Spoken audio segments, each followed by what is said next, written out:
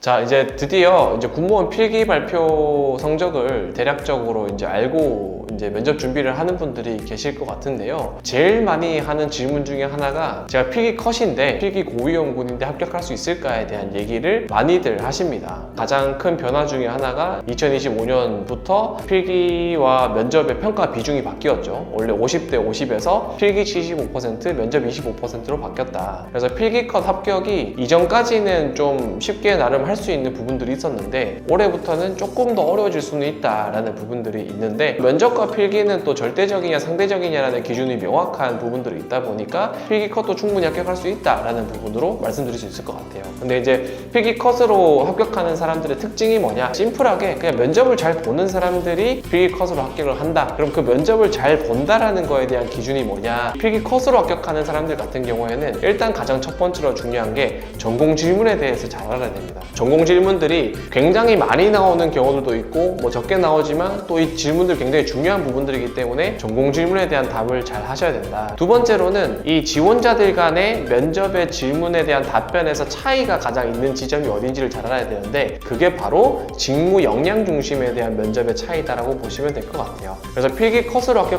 하고 싶으신 분들은 면접 준비를 정말 열심히 하셔야 돼요. 열심히 하더라도 그 방향을 잘 잡아야 되는데 그 방향 자체를 직무 역량 중심의 면접으로 접근해야 된다. 그리고 조직적 관점으로 접근해야 된다. 그래서 내가 군무원으로서 뭐 행정직이든 군수직이든 탄약직이든 총포직이든 전산직이든 내가 가지고 있는 강점이 뭐냐라는 것들을 어필할 때 저는 섬세함이 저의 강점입니다 라고 얘기를 할 때에도 그걸 단순하게 얘기하는 게 아니라 직무상의 어떤 업무적인 부분들을 맞추어서 얘기를 해주는 부분들이 가장 중요하다고 할 수가 있겠죠. 뭐 예를 들어서 군수직이다라고 했을 때 다양한 군수 물자에 대한 관리와 현황 조사 이런 것들을 하는 과정에 있어서 가지고 있는 섬세함은 과정에서 오류를 최소화할 수 있는 강점이라고 생각을 합니다 라고 이야기하는 지원자가 사실상 많이 없어요. 그냥 저는 꼼꼼함이 저의 강점이에요, 섬세함이 제 강점입니다 이렇게만 얘기하고 끝나는데 면접관 입장에서 이런 것들을 설명해 주는 사람이 당연히 더 눈에 띌 수밖에 없겠죠. 결국에는 최종 합격을 하기 위해서는 내가 각인되는 부분들이 굉장히 중요하다라는 거고요. 여러분들이 스스로가 안정적인 사람처럼 보이는 게 굉장히 중요하다라고 할 수가